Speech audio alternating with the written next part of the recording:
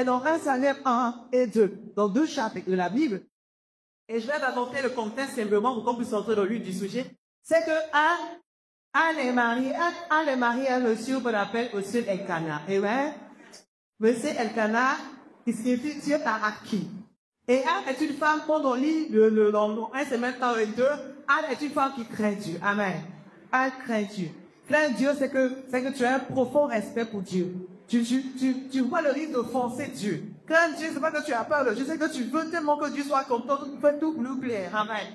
Une femme qui craint Dieu, une femme qui cherche le bonheur de Dieu, qui cherche l'accord de Dieu, qui met l'intérêt de Dieu devant. Et le texte va nous démontrer qu'elle craignait réellement Dieu. Amen. Anne est mariée, donc cette femme mariée, qui n'est pas une célibataire, ok? Elle est mariée, et un monsieur Elkanah qui a 2 femmes, ok? Alors, on dit, donc, plusieurs femmes qui ont expliqué ce passage ont dit, non, c'est un vrai bon mari. Moi, je considère bon mari d'avoir 2 femmes, quand même. Et on va pour moi, c'est un bon mari, ok? Ah, c'est moi. Mais elle est mariée, monsieur, ok? Et la Bible nous dit, donc, 1 Samuel 4. Lisons 1 Samuel 4. Le jour où Elkanah offrait son sacrifice, il donnait des portions à Pélina. Donc, elle a une rivale qui s'appelle Pélina. Ok. Et on nous dit que le jour où Elkanah offrait son sacrifice, il donnait des portions à Pélina, sa femme, et à tous les fils et à toutes les filles que Pélina avait fait. Ok. Mais il donna à Anne une portion double. Les femmes qui ont étudié la Bible ont dit non, il est gentil, c'est un bon mari parce que c'est un mari, donc avec qu'il était stérile, il aimait. Bon, quand tu meurs, ton père est parfois. Bref. Amen. Ok. Maintenant, le contexte, c'était la période où les gens étaient, donc, il y avait des 2 femmes. Ah, bon, c'était l'histoire. Mais nous, en Christ, c'est pour ça que l'excellence, quand tu as accueilli l'homme et la femme, il a accueilli seulement une seule aime. Amen. Bon, au commencement, bah, comme ça marchait. Et les choses se sont corrompues, et puis, dans autre chose. Mais tout ce qui est écrit n'est pas forcément ce que je dois faire dans la Bible. Il faut avoir le discernement et comprendre le contexte de l'histoire pour obéir. Amen. Donc, tu es derrière l'homme, il n'y a pas deux à elle, la d'esprit de ce qu'elle. Il n'y a pas 2 elle. La monogamy n'est pas de Dieu. Mais les gens ont fait ça, et Moïse a toléré que les gens divorcent parce que les gens étaient devenus méchants. Amen. Ce que l'on va autoriser, pas dire que Dieu a béni ça. Amen. Ok. Très bien. On place le contexte de l'histoire avant de démarrer. Donc, le verset 6, au verset 5, le 1 Samuel 1, il dit, mais il donna à Anne une portion douce, car il aimait Anne que l'Éternel avait rendu stérile. Sa épouse Pélina la chagrinait constamment. Dans ce texte ici, dans le contexte où nous sommes, je ne prêche pas toute l'histoire de la Bible, je prêche seulement cette histoire de alléluia. Donc je regarde dans un contexte et je donne la parole par rapport à ce qu'on puisse. Amen.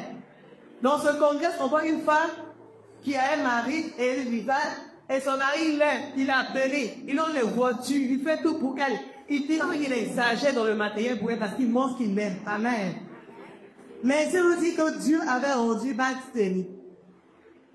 Ce n'est pas un démon qu'il avait rendu stérile. Ce n'est pas une attaque. C'est Dieu lui-même. C'est écrit dans la Bible. Amen. Pour les enfants, c'est la Bible qu'on prêche. Amen. Alors, on va voir maintenant que représente Anne. J'ai lu le Genèse, j'ai lu 1 Samuel 1, chapitre 1, je l'ai lu.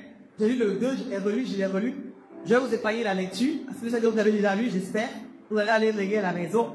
Mais quand je lis ces 2 passages, le titre que je donne à cette femme, c'est une femme de distinction face à un manque visible de tous.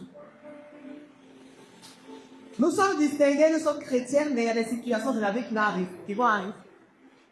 Et le gars qu'on est en train de voir, c'est une femme qui craint Dieu. Une femme qui est mariée, qui respecte Dieu, mais qui est face à un manque. Et ce n'est pas un simple manque qu'elle vit seule. C'est que ce manque-là, d'autres personnes aussi voient. Toute personne voit qu'elle manque quelque chose. Gros. Alléluia. Donc, c'est une femme de distinction qui est face à un manque visible aux yeux de tous. Ce soir, elle représente une femme qui a un problème, qui a un manque. Dieu t'a privé de quelque chose. Dieu lui-même t'a privé de quelque chose. Et c'est quelque chose-là, tout le monde sait que ce n'est pas ça. Tout le monde voit. Tout le monde voit. Ce texte biblique montre clairement qu'on peut craindre Dieu et manquer de quelque chose. Femme, On peut craindre Dieu et manquer de quelque chose. On a vu que Zacharie et Élisabeth servaient Dieu. Ils étaient pieux. Ils étaient des restants à l'église. Mais ils manquaient d'enfants. Comme, il ne faut pas qu'on puisse être des chrétiens enfants.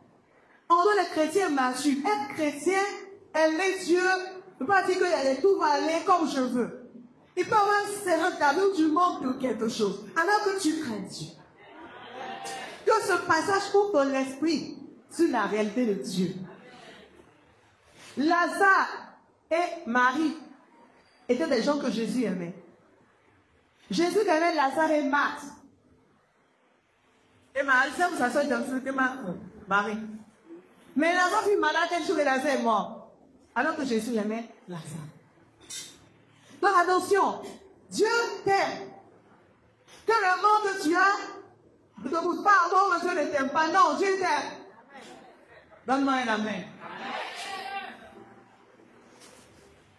Et vous, les chrétiens, on va nous dire, mais lui, il est imam de ça. Il n'aime pas Dieu. Non, Dieu peut avec quelqu'un, puis il a besoin de quelque chose. Quelqu'un peut craindre Dieu. Et pense que Dieu peut manquer de quelque chose. Ne pas qu'on puisse tenter de juger les gens, ils ont mis ça comme il est comme ça. Non, bien aimé. C'est test pour qu'on peut connaître Dieu et manquer de quelque chose. Mais ce qui est écrit dans l'histoire de Anne, c'est que ce qui lui manquait, d'autres personnes avaient ce qui lui manquait. Et les personnes qui ne sont pas aussi spéciales qu'elle. Elle n'avait pas d'enfant, mais Périna avait un enfant. Mais maintenant, elle n'y a pas Dieu. Tu vois, souvent, ça arrive un frustrement. Tu dis, mais moi, je sais Dieu. Moi, je suis mieux aimé les autres. Et puis, ils ont ça comme ça. Et moi, je n'aime pas ça. Ah, et était dans la situation. Une situation difficile.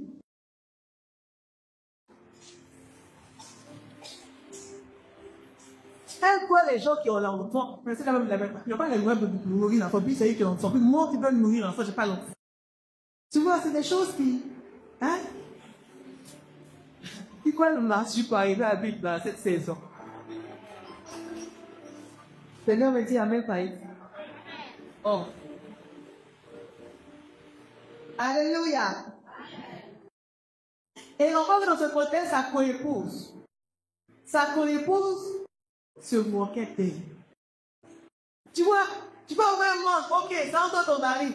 Mais quand ça sort dehors, au bout, seulement le connaît, elle devait prier, elle n'a pas ça, elle n'a pas ça, elle n'a pas ça, elle n'a pas ça.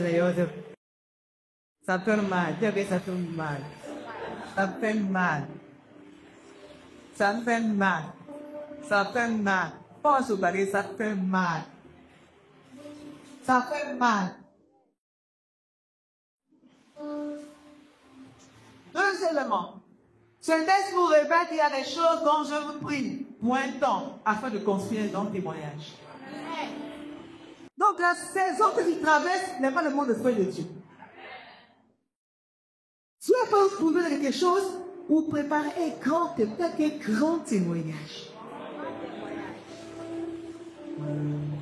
Amen. C'est un peu fort quand même. Il y a dans la foi, il n'y a pas du monde. Amen. Marie Bosch. Il y a un autre témoignage. Dieu peut être donc à l'origine vraiment de notre vie pour une saison. Pas pour nous dire qu'il n'est pas Dieu, non. Parce qu'il y a quelque chose qui veut concocter pour que son nom soit glorifié d'une façon spéciale de notre vie. Il faut arriver au bout de l'élévation. Oui, je veux t'enseigner aujourd'hui, mais parce que je crains Dieu, je change ce témoignage. Il va faire que la situation va glorifier. Ça aussi, c'était Dieu fait de l'oublier. Amen. Alors on voit que dans cette réalité spirituelle, ne pas négliger, il faut que tu notes ça. On peut être aimé de Dieu et traverser souvent les situations difficiles. Je dis souvent, pas tout le temps. Notre distinction se manifeste donc dans la façon dont nous vivons dans la saison du monde. Amen. Notre distinction va se manifester de la manière dont je suis en train de vivre dans ce temps, dans la période là où je suis en train de vivre une situation difficile. Quand une forme de distinction se comporte dans une situation difficile.